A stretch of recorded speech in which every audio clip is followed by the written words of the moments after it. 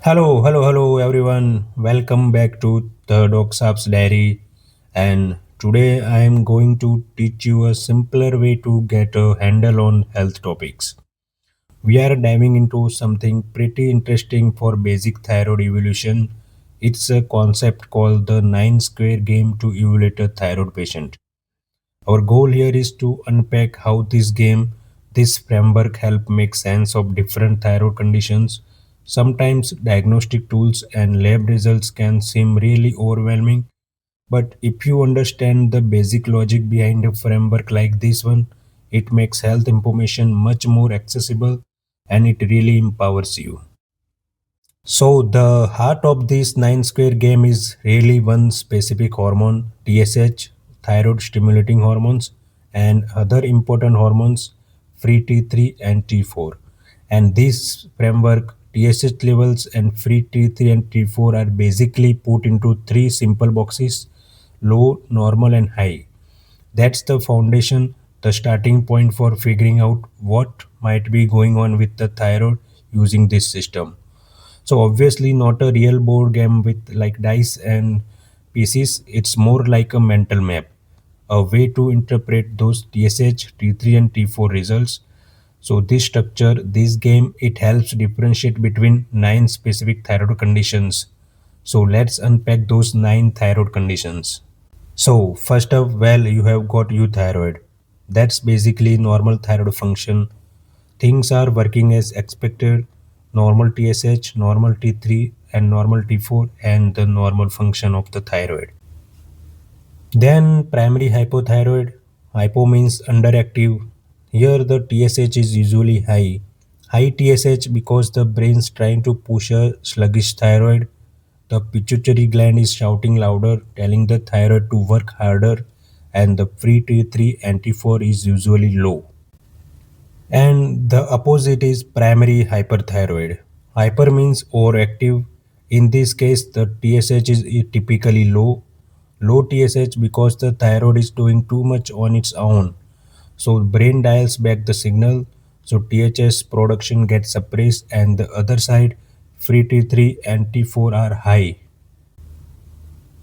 Then you have the secondary conditions, which are a bit less common. Secondary hypothyroid. Secondary meaning the problem isn't in the thyroid itself. The issue is usually higher up, like the pituitary gland not sending in enough TSH. So paradoxically, TSH might be low or inappropriately normal, even though the thyroid isn't making enough hormone like low free T3 or T4. And secondary hyperthyroid. Even rarer secondary hyperthyroid is here. Something maybe pituitary issue again is causing too much TSH production, which then overstimulates the thyroid. So you have to see a high TSH, high free T3 and T4 driving the hyperthyroidism. Now we have the subclinical states. Subclinical meaning mild or borderline. So subclinical hyperthyroid means the TSH is low, suggesting hyperthyroidism, but the actual thyroid hormones levels like T4 and T3 might still technically be in the normal range. It's like an early warning sign. And the flip side, subclinical hypothyroid. Same idea, but reverse TSH is high, suggesting an underactive thyroid, but the T4 and T3 levels are still within the normal range. Then there is a non-thyroid illness sometimes called sick euthyroid syndrome. So someone's ill with something else and it affects their thyroid test, like severe illness, surgery, stress. It can temporarily throw up TSH levels. Even if the thyroid gland itself is fundamentally healthy, the TSH might be low, normal, or even high. But the T4 and T3 will be low depending on the situation. And the last one, it's sort of combined category or a specific consideration, non-thyroid illness or patient on thyroid hormone.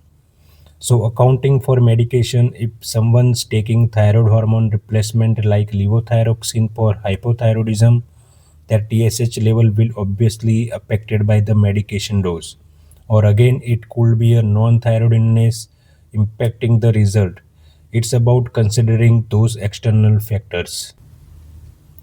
So those are the nine thyroid states. Those are primary hypo and hyperthyroidism, secondary hypo and hyperthyroidism, subclinical hypo and hyperthyroidism, and non-thyroid illness, and then non-thyroid illness or someone on medication. There's the set. And what's really key here is how this framework uses that TSH level, low, normal, or high, as the first step. The initial filter to start pointing towards one of these nine possibilities. It doesn't give the final answer alone, of course, but it structures the thinking. It simplifies that initial diagnostic thought process quite a lot. Thank you for joining me on this discussion. For more educational content and updates, please consider liking, sharing, and subscribing to the Docsaab's Diary. Thank you so much.